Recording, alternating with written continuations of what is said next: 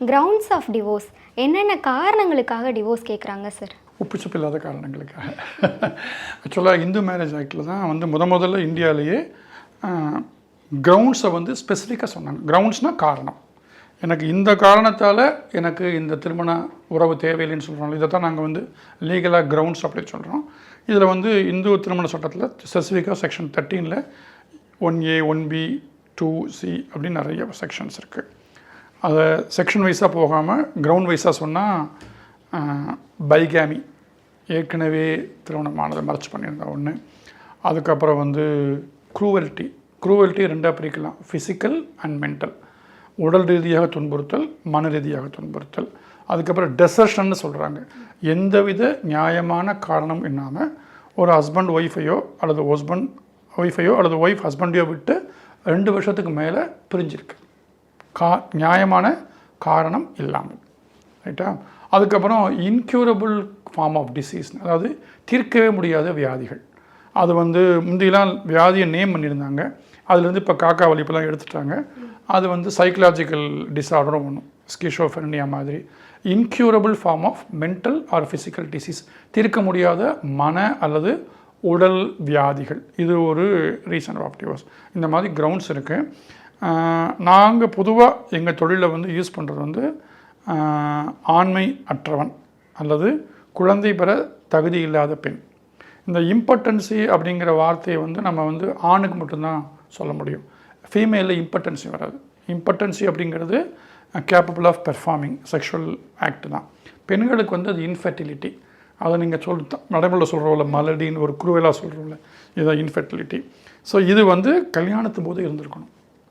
கல்யாணத்துக்கு அப்புறம் வரக்கூடிய இன்ஃபெர்டிலிட்டியோ, கல்யாணத்துக்கு அப்புறம் ஏற்படக்கூடிய இம்பார்ட்டன்ஸையோ கிரவுண்டாக வராது. அப்படின்னா என்ன அர்த்தம்? அதை காட்டாமல் ஏமாற்றி மேரேஜ் பண்ணான், அது ஒன்று. செகண்ட் மேரேஜ் பண்ணுறது, அதாவது ஃபஸ்ட்டு மேரேஜை மறைச்சி ரீமேரேஜ் பண்ணுறது. அதுக்கு அடுத்தது வந்து க்ரூவல்ட்டி, அடித்து உதைக்கிறது. இந்த மென்டல் க்ரூவல்ட்டிங்கிறது தான் நான் இப்போ ரொம்ப நாட்டில் மிஸ்யூஸ் பண்ணுறேன். அதாவது எதெல்லாம் மென்டல் க்ரூவல்ட்டியில் வருங்கிறதுக்கு ஒரு டெஃபனிஷனே இல்லாமல் போச்சு. ஒவ்வொரு நாளும் ஒவ்வொரு நீதிமன்றமும் அல்லது ஒவ்வொரு கேஸில் ஒவ்வொரு வழக்கறிஞரும் அதை வந்து எக்ஸ்பேண்ட் பண்ணிகிட்டே போகிறாங்க. அதனால் மென்டல் க்ரூவல்ட்டி எதெல்லாம் நேற்று மென்டல் க்ரூவல்ட்டி இல்லைன்னு சொல்கிறாங்களோ அது இன்றைக்கி மென்டல் க்ரூவல்ட்டியாக வரும். அதனால் இந்த மென்டல் க்ரூவல்ட்டிங்கிற ஒரு காரணம் வந்து இன்றைக்கி மோஸ்ட் காமன் கிரவுண்ட் ஆஃப் டிவோர்ஸாக இருக்குது. Separation for 2 years and above without justifiable cause, எந்த விதமான நியாயமான காரணம் இல்லாமல் ஒருவரை விட்டு ஒருவர் 2 வருடங்களுக்கு மேலாக பிரிந்து வாழணும். அந்த 2 வருடங்கிறது இந்த கேஸ் போடுறதுக்கு முன்னாடி இம்மிடியேட்லி பிஃபோர் 2 years இருக்கணும். 2002லேருந்து 2004 வரைக்கும் பிரிஞ்சுட்டு 2024 கேஸ் போட முடியாது. 2024 டெசிஷனில் கேஸ் போடுறோன்னா 2022லேருந்து 2 வருஷம் பிரிஞ்சிருக்கணும். அதுக்கு நியாயமான காரணம் இருக்கக்கூடாது. நியாயமான காரணம் இருந்தால் அது டிவோர்ஸுக்கு ஒரு காரணமாக வராது. இந்த மாதிரி லிமிட்டட் கிரவுண்ட்ஸில் மட்டும்தான் டிவோர்ஸ் கேட்க முடியும். ரொம்ப சிம்பிள். இப்போது சில்லியான ரீசன்ஸ், ரொம்ப சிம்பிளான ரீசன், லைக் குர்குரை வாங்கி தரலன்னு டிவோர்ஸ் பண்ணுறாங்க, குளிக்கலன்னு டிவோர்ஸ் பண்ணுறாங்க. இதை எப்படி சார் பார்க்குறீங்க? அங்கே தான் நீங்கள் ஒரு விஷயத்தை பார்க்கணும். அந்த மாதிரி கேஸ் போடுறாங்கல்ல, அவங்களுடைய மனநிலை யோசிச்சு பாருங்கள். நேற்று ஒரு நியூஸ் நீங்கள் சொன்னீங்கல்ல, 40 நாளாக குளிக்காத ஒருத்தன் ஒரு கங்கை தண்ணியை தலையில் குளிச்சுக்கிட்டு மட்டும் நான் சுத்தமானவன்னு சொன்னால் கூட இருக்கிறவங்களோட எப்படி அவங்களோட சேர்ந்து வாழ முடியும்? இதை நீங்கள் எந்த கிரவுண்டில் கொண்டு போவீங்க? இது ஃபிசிக்கல் க்ரூவல்ட்டியில் வராது, டெசர்ஷனில் வராது, வேறு என்ன கிரவுண்டில் கொண்டு போவீங்க? அப்போ இதை நான் என்ன பண்ணணும், இந்த மாதிரி கான்டாக்ட் உள்ள ஒரு கணவனால் அல்லது மனைவியால் அவனோட ஸ்பௌஸுக்கு, மனைவிக்கோ கணவனுக்கோ ஒரு மென்டல் டார்ச்சர் வருது இல்லை, அப்போ அதை ஏன் க்ரூவல்ட்டியில் கொண்டு போகக்கூடாது? அதனால் அந்த க்ரூவல்ட்டிங்கிற வார்த்தையை டிப்பிக்கல் டிக்ஷனரி மீனிங் பார்க்காம எதெல்லாம் 2 பேரும் சேர்ந்து வாழக்கூடிய வாய்ப்புகளை தட்டி பறிக்குதோ, எதால் அவங்களால நேர்மையாக உண்மையாக சந்தோஷமாக கணவன் மனைவியாக சேர்ந்து வாழ முடியாதோ அதெல்லாம் க்ரூவல்ட்டி கொடுக்கும்னு ஒரு டெஃபினிஷன். ஃபார் எக்ஸாம்பிள், அம்மா வீட்டுக்கு அனுப்ப மாட்டேங்கிறாரு வச்சுப்போம், அம்மா வீட்டுக்கே போகக்கூடாது, இல்லை அம்மா அப்பாவோட ஃபோனில் பேசக்கூடாது அப்படின்னு, இல்லை நீ உங்கள் அம்மாவோட பேசாதன்னு எல்லா மனைவியும் சொல்கிற மாதிரி ஒரு கணவனுக்கு அது க்ரூவல்ட்டி தானே. ஸோ ஒரு ஹஸ்பண்டுக்கோ ஒய்ஃபுக்கோ எது க்ரூவல்ட்டிங்கிறது சப்ஜெக்டிவாக அவங்களுக்குள்ள உள்ள விஷயம். நீங்கள் சொல்கிற அந்த குர்குரே, அது வந்து குர்குரேங்கிறது அந்த பொண்ணு ஒரு காரணமாக காட்டியிருக்கும், ஒன் ஆஃப் த ரீசன்ஸாக இருக்கும். அந்த மாதிரி ஒரு 10 சம்பவங்களை நீங்கள் அடுக்கி வைக்கும்போது நிஜமாகவே அந்த ஹஸ்பண்ட் வந்து ஒரு ஒய்ஃபை வந்து ஒரு ஒரு துன்பத்துக்கு ஆளாக்குற ஹஸ்பண்டாக இருந்தால் குர்குரே வாங்கி கொடுக்காத ஒரு அல்டிமேட் ரீசன் வந்து பீலி பை சாகாடு மாதிரி லாஸ்ட் ரீசனாக டிவோர்ஸாக வந்து நிற்கும். அதனால் ஒரு ஐசோலேட்டட் சென்டென்ஸ் ஆஃப் பெட்டிஷனை வச்சு மட்டும் ஒரு ஹஸ்பண்ட் ஒய்ஃபுக்குள்ளே இருக்கிற டேர்ம்ஸ் நம்ம முடிவு பண்ண முடியாது. சம்பவங்களை அடுக்கி வச்சுட்டு எல்லாத்தையும் ஒரு மாலை மாதிரி கோர்த்து பார்த்தீங்கன்னா அது குரூயல்ட்டியில் இப்படி தான் பார்க்குறாங்க ஜட்ஜஸ். அது ஸ்ட்ரே இன்சிடென்ட்ஸ் ஆஃப் இருக்குல்ல லைஃபை இது ட்ரிவியாம்பாங்க. இந்த அல்ப காரணங்களை வச்சு டிவோர்ஸ் கோர்ட் கொடுக்காது.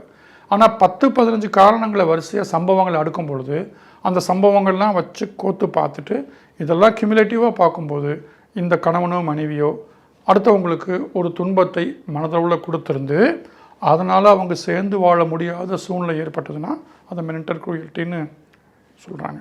இதில் இன்னொரு லேட்டஸ்ட் டெவலப்மெண்ட் தான் உங்களுக்கு ரொம்ப ஆச்சரியமாக இருக்கும். லாங் பெண்டன்சி ஆஃப் லிட்டிகேஷன் இருக்குல்ல, ரொம்ப நாளாக டிவோர்ஸ் கேஸ் நடக்குதுன்னா அதை குரூயல்ட்டியில் கொண்டு வராங்க. இப்போ இதில் என்ன வேடிக்கைன்னா அந்த லாங் பெண்டன்சிக்கு நீதிமன்றமே ஒரு காரணமாக இருக்கலாம். இந்த மீன்ஸ் இந்த சென்ஸ் நீதிமன்றத்தில் பெண்டிங்காக இருக்குல்ல அந்த பீரியடையும் சேர்த்துக்கிறோம்.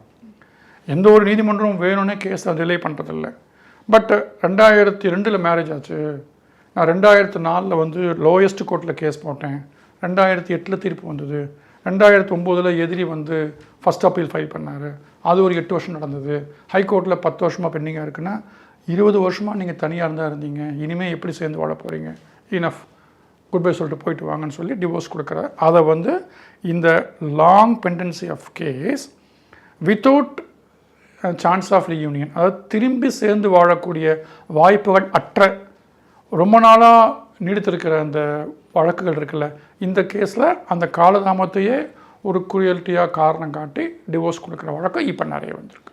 திருமணம் நடந்தது சரிதான், அது நியாயமான மேரேஜ் தான், எனக்கு அவனோ அவளோ வேணாம் அப்படின்னு முடிச்சுக்கிறோம்ல, பை த டைம் உங்களுக்கு குழந்தை கூட பிறந்திருக்கலாம். இந்த ஒரு சின்ன ஒரு டிஃபெக்ட்டுக்காக அந்த கல்யாணத்தை செல்லுமா செல்லாதான்னு முடிவு பண்ணுற அதிகாரத்தை அந்த பார்ட்டிஸ் கொடுத்துறாங்க. ஃபஸ்ட்டு மேரேஜ் அப்படிங்கிற வார்த்தையும் செகண்ட் மேரேஜ் வார்த்தையும் நம்ம யூஸ் பண்ணலாம். அதுக்கு ஒரு காரணம், அதுக்கான ப்ரூஃபு, சாட்சி, ஆர்குமெண்ட் எல்லாம் வரும். இங்கே தான் வக்கீலுடைய ப்ளே கிரவுண்ட்.